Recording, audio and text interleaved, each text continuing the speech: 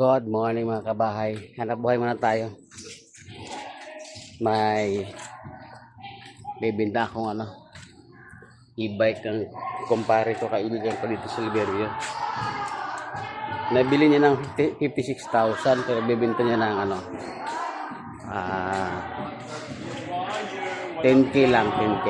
Kasi nga 2 years na rin naman. Mabawi niya lang yung binili niya sa battery na bago. Galing pa Imus yung titingin, hoping na magustuhan niya.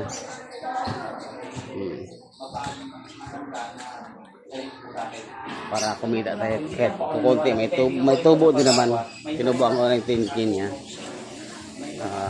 para may madalas pamilya. Kagapon hapon pinost. And then ayun, daming inquiry, daming tumingin. Punta namin, ganun pa Imus yung kliyente. Si owner nasa barangay na, pupuntahan ko na lang. Doon kayo magkikita. Kasi ang meet up place namin is 5 Alpha Mart. So din naman lagi yung owner naman. Kita-kits mamaya. Alpha Mart na.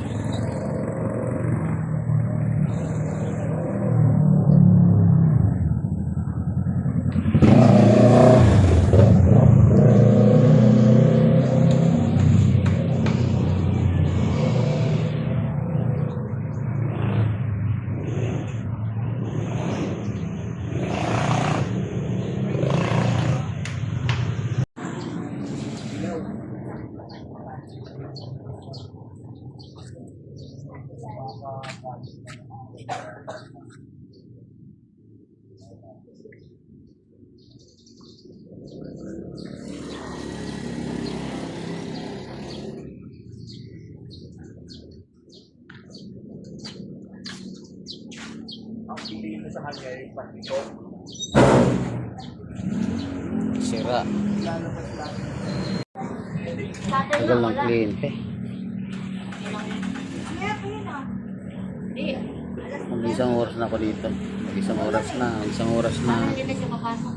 Wala pa rin. Bagay tagulan. Galing pa tagig yun. Tapos di off yan sa asawa. Tapos di niya pa alam yung lugar dito.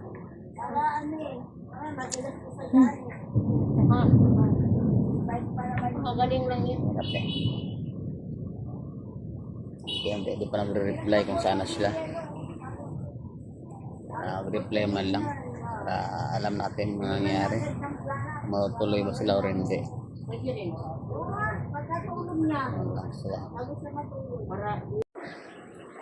Tagal lang usapan, hindi pa tapos. Grabe ulan.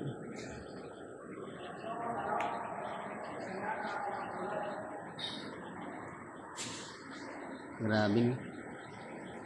Binabarat kami kasi lang wala tayong magawa eh. Negosyante din yung mayari para sila magkaintindihan yan lang yan, bahala sila magtapos.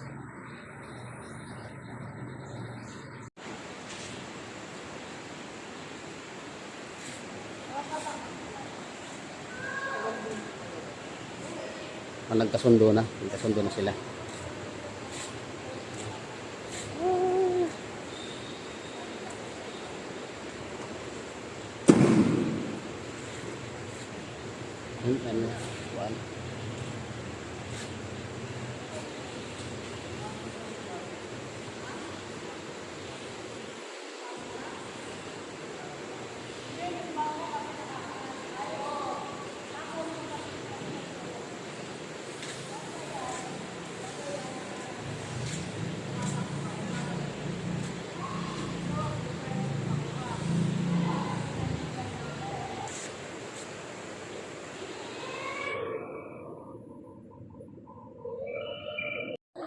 Tinanggal, kinalas na.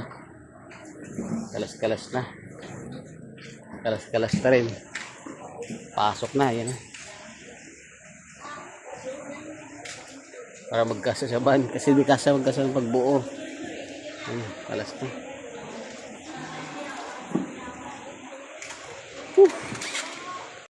Alright. Pauwi na, lakas ng ulan. Pagsikat po na sa kalsada ng jeep. Grabe. Lakas ng ulan kayo na. Tapos na rin, nakarga na namin yung e-bike ni Pari Imong. Yun na lang naisakay na rin. Umuwi na rin. Ito kakauwi ko lang tapos pa lang kumain. Papahinga. Danville. Ito paano may maliting komisyon kinikita. Best. Di pinasiro. Di katulad kahapon na kupal yung kahapon.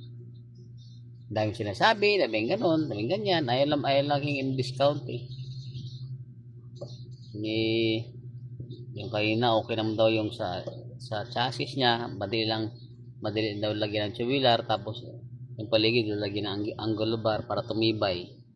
Kasi nga pandemic time pa yung ano na yun eh, yung e-bike na yun, tagal na. Pero yung battery niya November lang, bago. Yun yung nahabol ng para sa presyong 10,000 lang. 3-seater yun, maganda patakbo nun.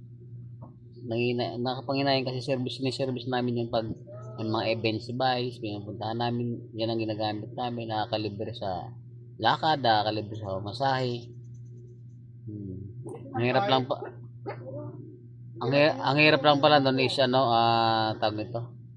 May bayad pala yung parking doon ngayon 1,000. Ngayon, siyempre wala mga parkingan, kini-clearing dito sa Parañaque. Tama lang din para lumuwag yung sasakyan, mga kalsada para sasakyan. 1,000 pa renta sa parkingan. Tapos kini-clearing pa siya. May plano sa maganda sana kaso lang hindi talaga pwede. So kailangan talaga dispatch sa ayun nga, nagkasundo kanina sa 10,000. Nagkasundo sa 8,300. So ang layo. Na-post ko sa Facebook, sa marketplace, 12,000. Nag-down kami ng 9,000 sa chat, okay na. Ito yon.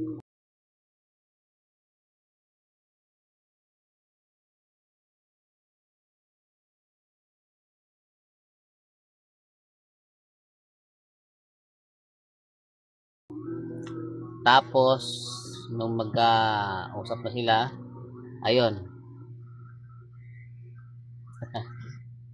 pumayag na rin yung may-ari na maging lang 8,300. So para may stress siya, diba? Kaya yung pambayad sa upa sa parkingan eh. Baka lumala pa yung sira kasi nga alanganin yung panggastos sa para ipaayos, bibinta na lang. Ayun, ito paano yung nakakaraos siya, diba? So yun yung mga kabahay, kabiyahero. At natapos din kaya malakas ang ulan. Puntahan namin Danville. Diba paano may kaunti tayong kinita. Okay, don't judge the book by its cover, only God can do. Bye bye.